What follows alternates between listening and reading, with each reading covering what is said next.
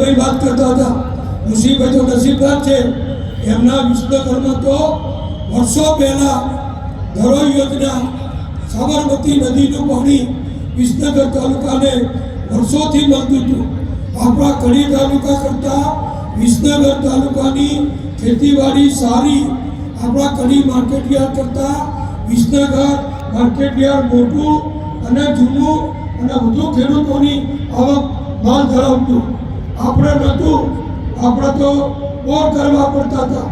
પણ ફરીથી ભાજપ સરકારનો અને ખાસ કરી આપણા વડાપ્રધાન નરેન્દ્રભાઈનો આભાર માનીએ કે મોદી સાહેબ જ્યારે મુખ્યમંત્રી હતા ત્યારે એમણે નર્મદા યોજનાનું કામ જે વર્ષોથી કોંગ્રેસના જમાનામાં, હું કોઈ રાજકીય પાછળ નથી કરતો, તમારા ભાઈ મધ્ય નથી લેવો, કારણ કે મને ખબર છે કે તમે જિંદગીમાં ભાજપ સિવાય મત નથી આપવા, જિંદગીમાં નથી આપવા. સાચી વાત છે ને?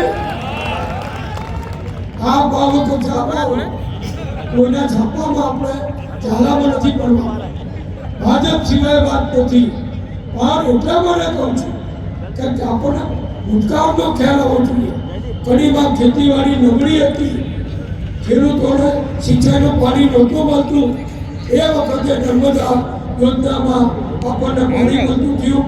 નરેન્દ્રભાઈએ વડાપ્રધાન થયા પછી નર્મદા યોજનાની આખી બાંધકામની પૂરેપૂરી ઊંચાઈનું કામ પૂરું કર્યું.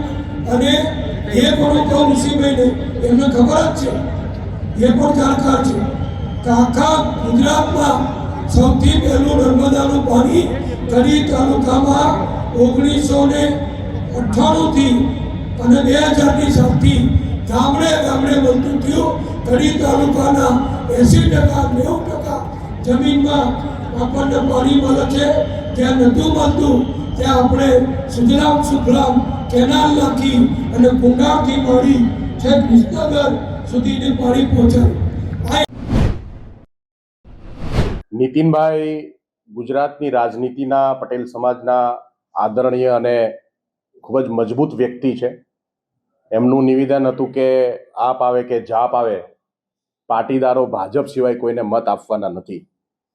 એનો મતલબ એક એવો થાય કે આજે નીતિનભાઈ અને સમગ્ર ભાજપ એવું મહેસૂસ કરે છે કે પાટીદારો જે છે એ હવે આમ આદમી પાર્ટી તરફ વળ્યા છે. આ અમારા માટે ગર્વની વાત છે. સાથે સાથે આજે મારે આપ સૌના માધ્યમથી ભાજપને અને નીતિનભાઈને આદર સાથે કહેવું છે કે આજે ગુજરાતમાં ભાજપના પાપને લીધે આમ આદમી પાર્ટીનો ઉદય થઈ રહ્યો છે. ભાજપે જે પાપો કર્યા છે, પાટીદાર સમાજના યુવાનો પર ગોળીઓ વરસાવી, આજે ગુજરાતની અંદર ખેતી સાથે જોડાયેલો પાટીદાર સમાજ, વેપાર સાથે જોડાયેલો પાટીદાર સમાજ, તમામ મધ્યમ વર્ગ જે આજે ભાજપની આ નીતિઓથી દુઃખી છે, એ સમયે ભાજપનો પાપનો ઘડો ભરાયો હોય અને એટલા માટે નહીં માત્ર પાટીદાર સમાજ, ગુજરાતનો તમામ સમાજ આજે આમ આદમી પાર્ટી તરફ વળ્યો છે. નીતિનભાઈ જે ભાજપની વાત કરે છે એ ભાજપને જોઈ અને નીતિનભાઈ ખુદ દુઃખી છે. અનેક વખત જાહેર માધ્યમોમાંથી નીતિનભાઈએ અનેક ચાપખાઓ એમની પોતાની પાર્ટી ઉપર માર્યા છે. એમને અનેક વખત ખુલીને ભાજપના વિરોધમાં સ્ટેટમેન્ટો આપ્યા છે. નીતિનભાઈ જાણે છે કે આજે એ ભાજપ નથી રહી કે જે ભાજપની અંદર નીતિનભાઈ પટેલ જેવા વહીવટી કુશળ નેતાઓ અને મંત્રી હતા. આજે ચાપલુસો, ખુશામતખોરો મંત્રીઓ બનીને બેઠા છે. ગુજરાતની જનતા સાથે કોઈને જે નિસ્બત નથી એવા લોકો આજે ભાજપની અંદર નેતૃત્વમાં છે, એમના હાથમાં શાસન છે. આનાથી નીતિનભાઈ પણ દુઃખી છે. હું આપ સૌના માધ્યમથી નીતિનભાઈને પણ કહેવા માંગુ છું કે તમારા જેવા કુશળ વ્યક્તિએ આજે ગુજરાતના ભલા માટે આમ આદમી પાર્ટી જેવી પાર્ટીમાં આવવી જોઈએ. અમે એમને આવકારીએ છીએ અને આજે જે સ્થિતિ ગુજરાતની ભાજપે કરી છે એ સ્થિતિમાંથી ગુજરાતને બહાર લાવવાની જવાબદારી આજે તમામ એવા લોકો કે જે ગુજરાતનું ભલું ઈચ્છે છે એમની છે. આજે એટલો અહંકાર ભારતીય જનતા પાર્ટીમાં આપણને જોવા મળે છે. વારંવાર સમાજોને લઈ અને પોતાનો ઇજારો હોય એવું સાબિત કરવાની કોશિશ કરી છે. કોઈ સમાજ કોઈ પોલિટિકલ પાર્ટીનો ઇજારો નથી હોતો. સમાજથી પાર્ટી હોય, સમાજથી સરકાર હોય, સમાજથી રાજ્ય હોય, સમાજથી દેશ હોય. કોઈ પાર્ટી એવું માનીને ચાલે કે આ સમાજનો અમારો ઇજારો છે તો મને એવું લાગે છે કે આ અહંકાર ભાજપને ભારે પડી રહ્યો છે.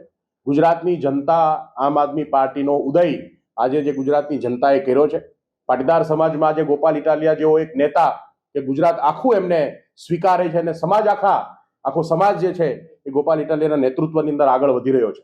તો બહુ આદર સાથે અમે કહેવા માંગીએ છીએ કે આટલો અહંકાર કરવાનું છોડો, લોકોના કામો, લોકોની પીડાઓ સાંભળવાનું, લોકોને એમના ઘરે જઈને ગ્રાસ રૂટ ઉપર ઉતરીને મળવાનું રાખો. આમ આદમી પાર્ટી જે છે એ સમગ્ર ગુજરાતના લોકોને એક સાથે જોડી અને આજે આગળ વધી રહી છે. અને મને પૂરો ભરોસો છે કે આગામી દિવસોની અંદર, આગામી સ્થાનિક સ્વરાજની ચૂંટણી, આગામી વિધાનસભાની ચૂંટણીની અંદર તમામ સમાજ જે છે, નહીં માત્ર પાટીદાર સમાજ, તમામ સમાજ જે છે એ આમ આદમી પાર્ટી સાથે જોડાય અને એક નવા નેતૃત્વને, એક નવી પાર્ટીને નો ઉદય કરવાની છે.